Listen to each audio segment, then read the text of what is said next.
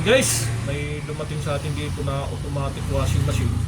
So, napag-desisyon ng may-ari na gawing manual na lang. Gawa nung wala silang makuha ang board.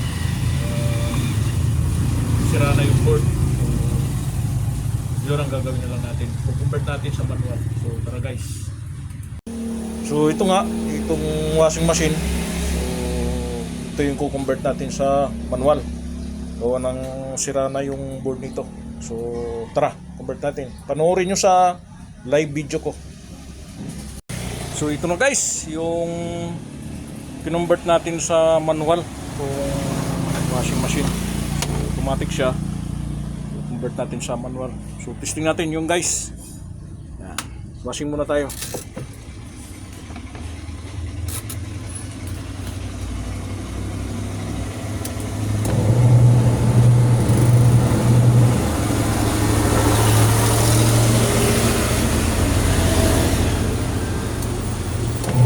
Okay, goods.